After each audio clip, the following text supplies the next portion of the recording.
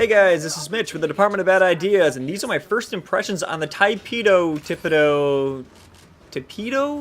whatever it's supposed to be pronounced. Basically, the new staff weapon that we got. Now, I'm really digging this thing right out of the gates. This thing is a slash damage staff weapon. We don't have any of those yet. Right now, we've got the bow, the Amethyst, bow prime, and all of those at the moment are impact damage. So the addition of a slash weapon in that weapon category is really nice, because all of a sudden we've got a really viable option against the infested, since they're really vulnerable to slash. Same goes for the Corpus, where once their shields are down, slash tears them a new one. So this is pretty awesome. So let's get on with the fun part of this weapon. This is what I consider to be a Grakata style weapon. Its stats are, they're not amazing in any certain category, but they're pretty good all around, so you can really build in any direction you like. You can take this weapon all on with crits if you wanted to. It's got a base 20% crit chance with a 2x multiplier, which is phenomenal. You can go into status effects because you have a 20% chance by default. And you can go into raw damage if you wanted to. The attack speed on this weapon is actually tied with the fastest weapons in the game at, I believe, a 1.3. So you can go over 2 if you've got Fury and Berserker running simultaneously. So this can definitely be built into the Zergstick style build that I love to do with these kinds of weapons.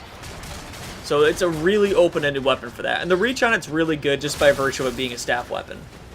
Everything's a good option. I really like that. The only downside that I can really see with this weapon is that the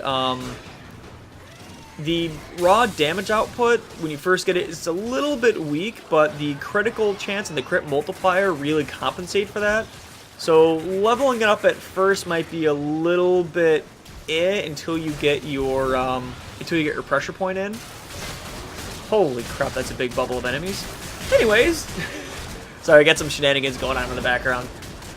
Just overall, this is a really good weapon. It's just well designed, and the other thing I find really cool is that the what appears to be the inspiration for this weapon is something that I don't think I've ever really seen in any other games. It was in Jade Empire, and that's the only other game I can think of, and that is a monk spade. It's a Chinese style of weapon.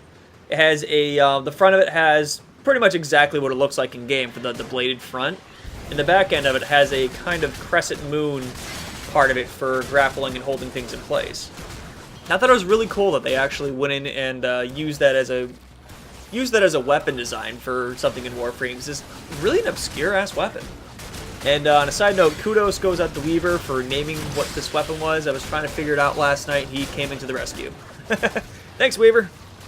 So yeah, this is a really fun weapon to use if you haven't noticed already. I'm in this video using a work-in-progress build I'm going to be using for Arsenal in the near future.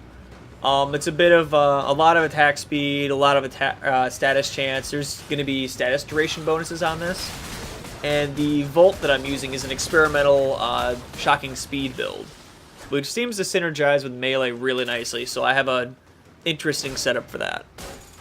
But I'll reveal those builds when I get to the Arsenal videos. Now, if you guys want to see what this looks like going full tilt, or at least as close as I can to full tilt in the current state of the build, this is what it looks like.